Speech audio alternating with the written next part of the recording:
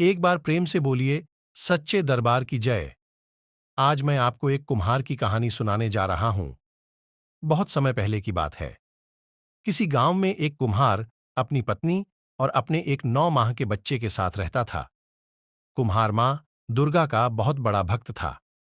कुम्हार मां दुर्गा की प्रतिमा बनाकर उसे बाजार में बेचकर अपनी आजीविका चलाता था। कुम्हार और उसकी पत्नी प्रतिदिन मां दुर्गा की पूजा किया करते थे। कहते हैं, माता अपने सच्चे भक्तों की परीक्षा अवश्य लेती है। एक बार कुम्हार मां दुर्गा की प्रतिमा बनाने के लिए मिट्टी को अपने पैरों से रौंद रहा था। वह आंखें बंद कर मां दुर्गा का ध्यान करते हुए मिट्टी को रौंद रहा था। कुम्हार की पत्नी खाना बनाने में व्यस्त थी। वह अपने बच्चे को बाहर चारपाई पर सुलाई हुई थी। अचानक बच्चे की नींद खुल गई। वह बच्चा खेलते खेलते वहां आ गया जहां पर उसका पिता कुम्हार माता दुर्गा के ध्यान में मग्न होकर अपने पैरों से मिट्टी को रौंद रहा था। अचानक कुम्हार का बेटा उसके पैरों के नीचे आ गया और कुम्हार ने अपने बच्चे को भी अपने पैरों से मिट्टी के साथ रौंद दिया। कुम्हार का पैर और मिट्टी खून से रंग गए।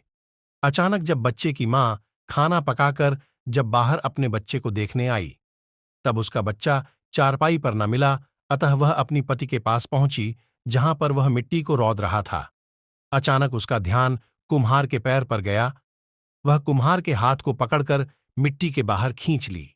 कुम्हार और उसकी पत्नी मिट्टी को हाथ में लेकर रोने लगे कि मैंने यह क्या कर दिया, अपने ही बच्चे को मार दिया। कुम्हार और उसकी पत्नी मां दुर्गा की प्रतिमा के सामने जाकर रोने गिड़गिड़ाने लगे।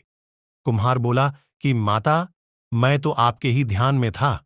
यदि हमारा बच्चा हमें न मिला तो हम दोनों अपनी जान दे देंगे। मां दुर्गा दोनों की प्रार्थना सुनकर प्रकट हुई। उसी मिट्टी में एक कुम्हार के बच्चे के जैसा एक पुतला तैयार हुआ। माता रानी ने अपनी शक्ति से उस पुतले में प्राण डाल दिए।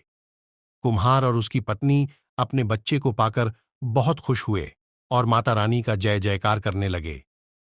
दोस्तों, देवी देवता अपने भक्तों की भक्ति की परीक्षा अवश्य लेते हैं।